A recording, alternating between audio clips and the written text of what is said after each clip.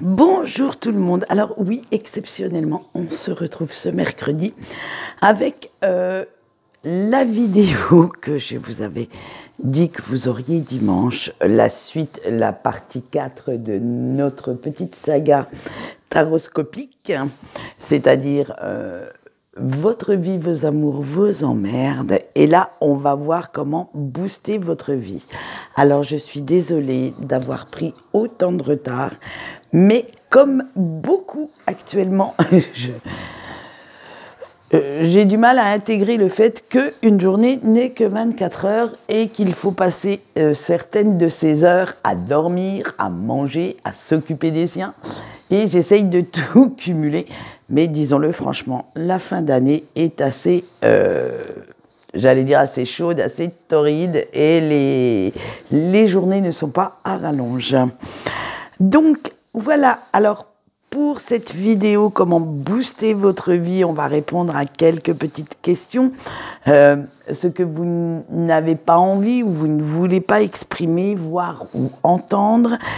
Comment faire ressortir tout ça de votre fort intérieur, comment en prendre conscience. Et ce que vous pouvez apporter aux autres également.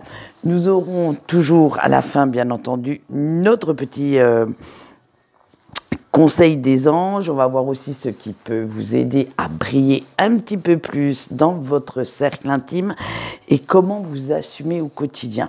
Tout ça va vous servir, vont vous donner quelques pistes pour attaquer la nouvelle année, prendre peut-être ces fameuses bonnes résolutions des débuts d'année pour l'année 2023.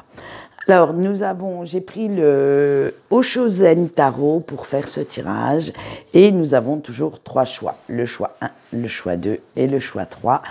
Je vous laisse quelques secondes le temps de me mettre en place pour choisir le tas qui vous convient ou qui vous appelle. Et on va commencer tout de suite par le choix 1. Alors, qu'est-ce que vous ne voulez pas, vous n'avez pas envie d'exprimer, de voir ou d'entendre actuellement? Eh bien, on a eu l'attachement au passé.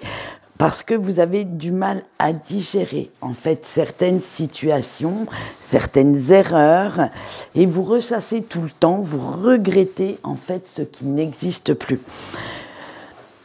Je dirais bien que vous vous accrochez aussi inutilement à des choses dépassées, obsolètes, que ce soit des émotions, des situations ou des personnes. Et comme vous restez coincé dans ces vieux schémas, vous ne pouvez pas avancer correctement, avancer sereinement, vraiment en harmonie avec vous-même. Et vous traînez ça vraiment comme des boulets, comme un gros fardeau, et ça vous ralentit, mais un truc de dingue. Donc, il va falloir, d'où notre deuxième question, comment faire sortir tout ça de vous, comment réellement en prendre conscience. Et vous avez eu, on aurait voulu le faire exprès, on n'y serait pas arrivé, la conscience. Il va falloir oublier tout ça. Ne plus, franchement, penser au passé, mais pour vous ralentir. Il faut laisser le cours des choses, suivre son mouvement. Faites comme la barque qui suit le fil de l'eau et bâillonnez un peu plus votre ego. Oui, peut-être que vous trouvez cette situation injuste pour vous, ou cette personne a eu des mots blessants vis-à-vis de vous, mais si vous laissez votre ego s'en mêler, votre fierté va revenir au galop et vous allez rester dans ces énergies très très basses. Donc, plutôt que d'écouter votre ego, écoutez votre cœur, laissez votre passion, votre flamme intérieure se rebeller contre cet ego pour pouvoir faire autre chose, pour passer à autre chose.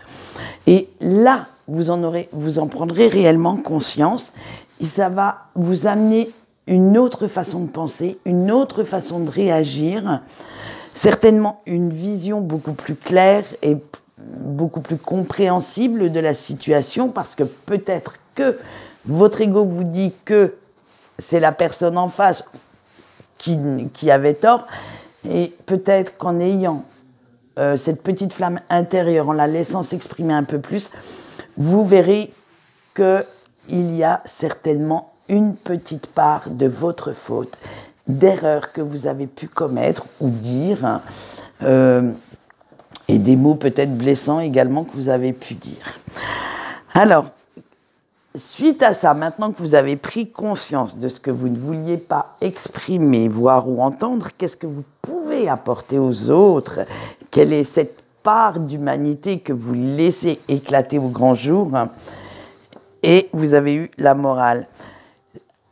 Les autres apprécient votre esprit d'analyse, d'ailleurs votre objectivité. Et d'ailleurs, ils viennent chercher conseil, ils viennent vous voir pour avoir cet avis éclairé. Parce que vous savez faire la part des choses. Ce qui est valable pour les autres devrait être valable également pour vous. Et quand vous leur apportez réconfort, conseil, aide quelconque, vous pesez toujours le pour, le contre, et vous vous montrez très diplomate, très sensible à chacun.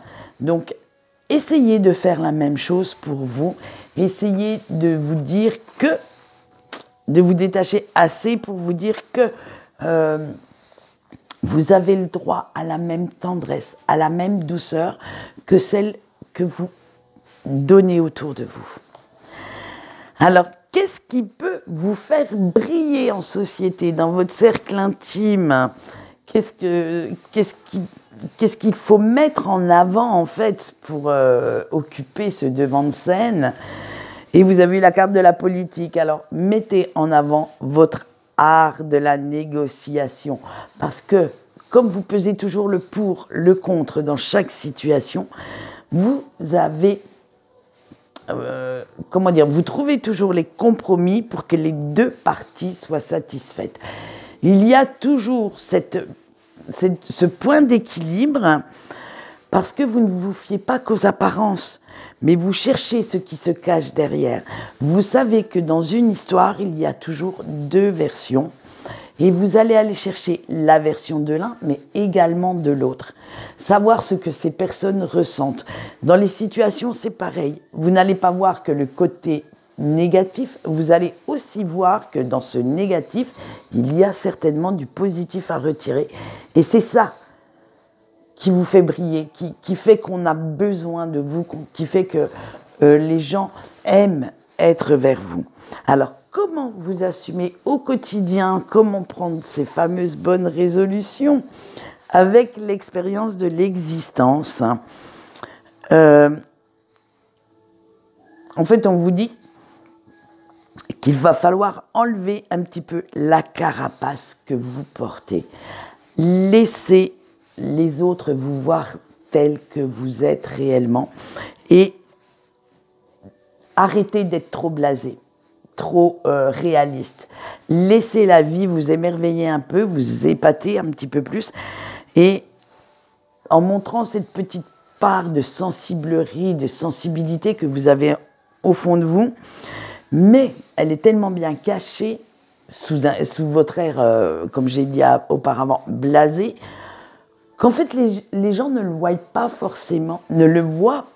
forcément, au premier abord. Hein, et il faut vraiment faire partie de votre cercle intime pour voir quelle est cette douceur qui se dégage de vous. Allez, alors, j'ai demandé un dernier conseil pour la route, pour rendre votre vie plus fun à vos anges. Et ils vous ont dit la carte de la créativité. Eh bien, vos anges vous disent de vous exprimer, voilà, de ne rien refouler, de ne rien laisser en suspens. Surtout, ne retenez pas toute cette force créatrice qui est en vous, de peur du regard des autres. Et on s'en fout du regard des autres, et surtout maintenant, hein, on est bientôt en 2023, il faut laisser éclater ses propres couleurs et vous laisser porter par ce que vous avez envie de faire. Après tout, vous vous en moquez des conventions, des conséquences. Du moment que ça vous amène quelque chose, du moment que ça vous fait avancer sur votre chemin de vie, même si certaines personnes qui souhaitent vous manipuler vous disent « mais arrête, tu n'es pas capable de, tu ne sais pas pourquoi tu veux le faire », n'oubliez pas que ce sont leurs propres limites et que vous n'avez absolument pas les mêmes.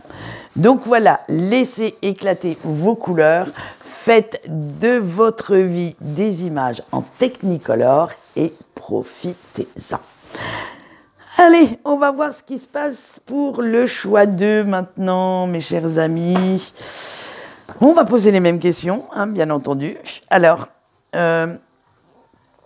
pour ce choix 2, qu'est-ce que vous n'avez pas envie ou vous ne voulez pas exprimer, voir ou entendre à l'heure actuelle? Avec la carte de la compréhension, il va falloir arrêter de vous agripper un petit peu au barreau de la cage que vous avez vous-même construite par peur des changements, de l'inconnu.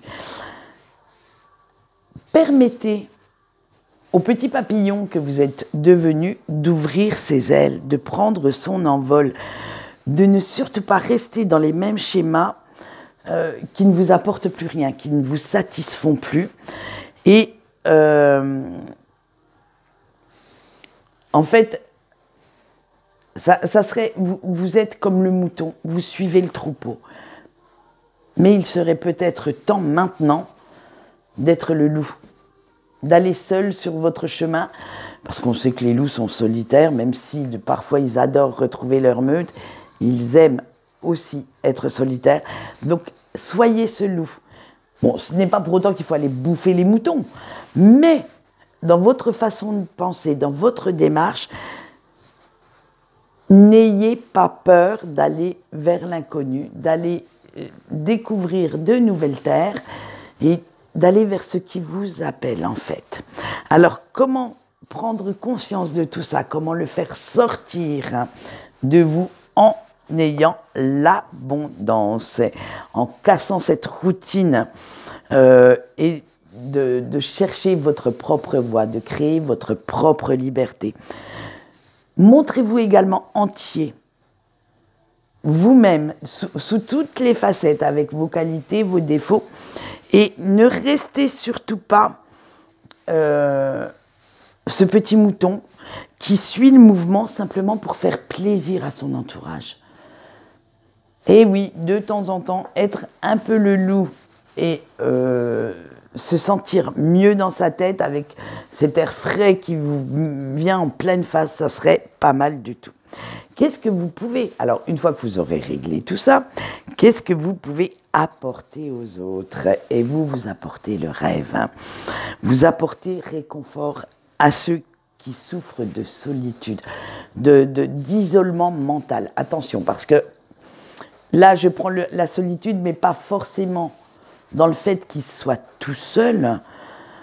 Ils peuvent être très bien entourés, mais se sentir seuls, malheureusement, dans ce cercle. C'est-à-dire que qu'ils ont cette impression que les autres ne les comprennent pas, d'être à part, et c'est là que vous intervenez.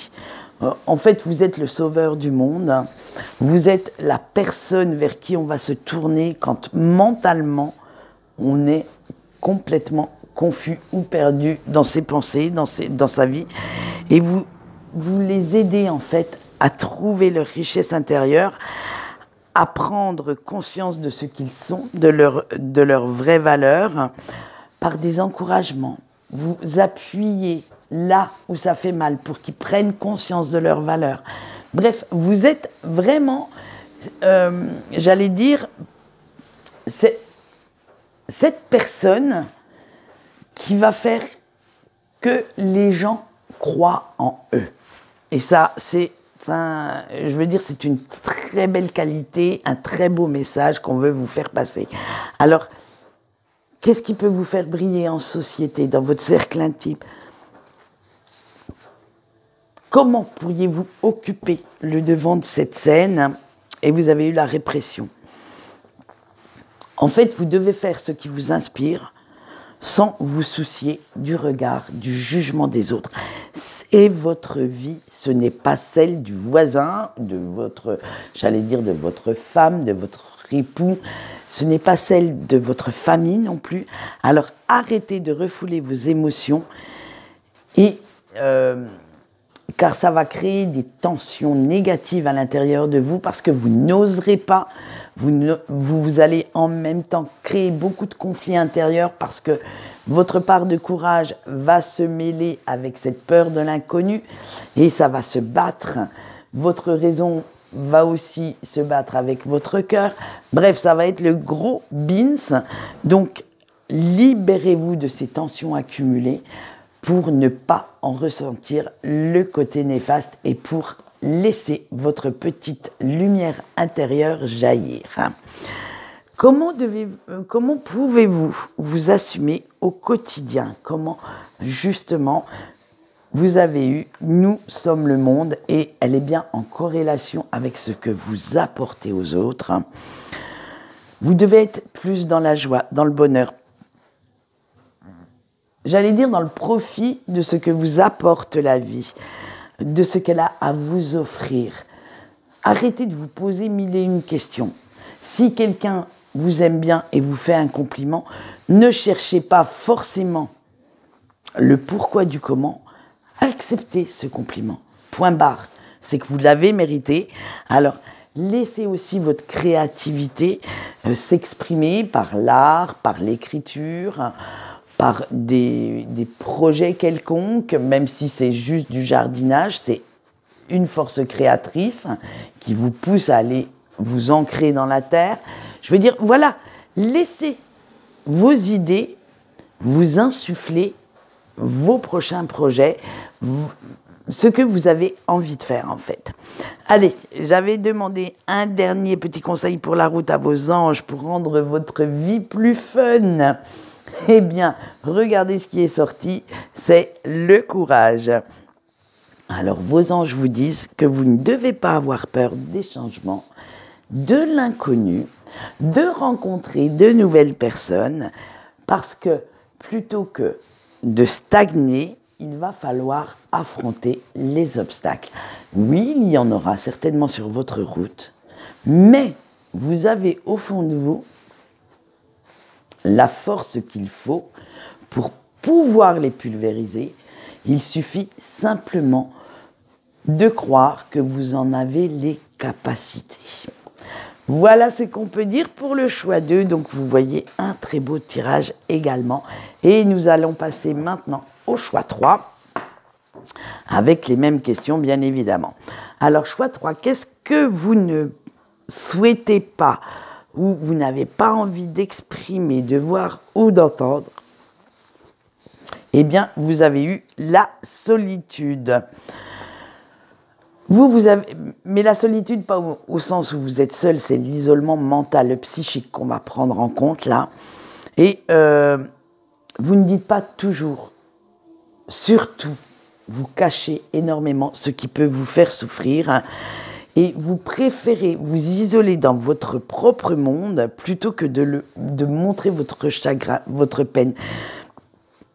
Même si certaines personnes vous manquent, même si d'autres ont eu des actes ou des paroles blessantes, vous allez cacher tout ça sous un masque de jovialité pour ne pas que les gens puissent se servir de ces failles, de ces cicatrices pour vous blesser encore plus. C'est vraiment, là vous allez porter des masques en fait. Vous n'arrivez pas à vous en défaire de peur d'avoir encore plus mal après. Alors, comment prendre conscience de tout ça? Comment le faire sortir de votre fort intérieur? Et vous avez eu le compromis. En admettant, simplement en admettant, en disant « Ok, ces personnes m'ont blessé, ces personnes m'ont trahi, ces personnes me manquent. » Voilà. Et simplement en faisant ça déjà, c'est un grand pas pour en prendre conscience. Ça va arrêter le fait que vous refouliez vos émotions négatives. Ça va arrêter aussi le fait que vous vous mentiez. Et vous faire retrouver une façon de penser beaucoup plus authentique, beaucoup plus sincère envers vous-même, parce que vous êtes quand même parfois dans le déni de cette souffrance, dans le déni de cet isolement. Vous vous dites, mais non, je ne m'isole pas, alors que ça fait des jours, peut-être que vous n'avez pas eu envie de répondre au téléphone, par chagrin, par peine.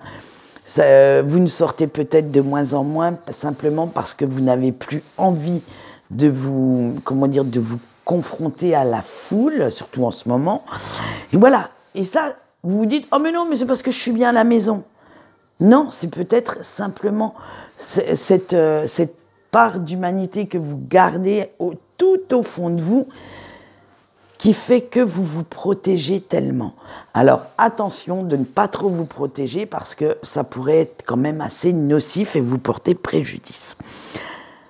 Une fois que vous aurez pris conscience de tout ça, que vous aurez fait ce grand travail sur vous, qu'est-ce que vous pouvez apporter aux autres? Et ce sont les possibilités qui sont sorties.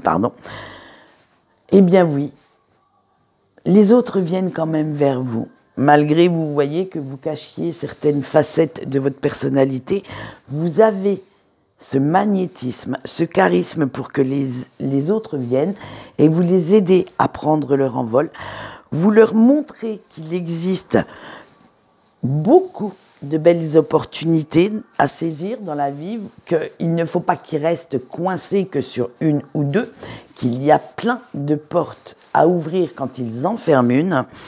Et vous les aidez également à être plus indépendants, plus autonomes dans leur façon de penser, de réagir, dans leur vie quotidienne également. Et ça, c'est ce que tout le monde apprécie chez vous. Donc maintenant, on va voir comment vous pouvez briller, comment occuper le devant de la scène, sans être narcissique ou manipulateur non plus, hein. Et vous avez eu l'achèvement. En fait, vous avez de très grandes connaissances, mais vous faites en sorte, c'est pas que vous vous faites passer pour le blaireau ou la blaireaude de service, mais ce que les gens apprécient et qui reconnaissent comme qualité chez vous, c'est que vous ne faites pas votre Joe la science, hein. Vous laissez aux autres leur place pour ne pas en faire des assistés. Alors, je vais m'expliquer. C'est-à-dire que quand ils viennent vous demander conseil ou une aide quelconque, oui, vous les conseillez, oui, vous allez les aider, mais vous partez du point de vue que aide-toi et le ciel t'aidera. C'est-à-dire que vous leur laissez l'espace nécessaire pour comprendre où ils doivent aller, quelles leçons ils doivent retirer de ce qu'ils ont fait, de ce qu'ils ont dit, des situations précédentes, et vous les apportez tout doucement dans ce cheminement. Donc, de ce fait, ce n'est pas vous qui imposez votre point de vue, vous vous servez du leur pour leur donner la solution. Et à certaines personnes également, mais là il faudrait vraiment maintenant élargir votre cercle, vous montrer votre vraie nature, avec bien entendu vos qualités, mais également vos faiblesses. Vous n'avez plus peur que les autres s'en servent pour vous faire du mal. Vous allez vraiment prendre conscience que pour être complet ou complète, il va falloir de toute façon composer avec ses faiblesses et de ne plus les cacher. Alors, comment maintenant pouvez-vous vous assumer au quotidien? Et avec la carte de la banalité, c'est simple. Vous allez devoir rester dans la simplicité, dans le naturel, et surtout, ne pas chercher la perfection à tout prix. Ne pas avoir non plus un contrôle sur tout. Vous devez prendre la vie un peu plus légèrement, plus dans le flow, c'est-à-dire dans le courant, comme ça vient. Ne pas chercher à avoir le contrôle sur toutes les situations ou sur vos émotions internes. Laissez-vous aller, lâchez prise, comme on dit, et faites en sorte que ce qui vous plaît, eh bien, vous le fassiez sans vous préoccuper des autres. Allez, un dernier petit conseil de vos anges pour la route pour rendre votre vie beaucoup plus fun en 2023. Et il vous le donne avec la carte du conditionnement.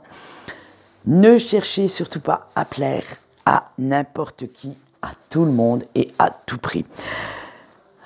Montrez que le fait d'être unique peut vous apporter beaucoup. Faites-en une force.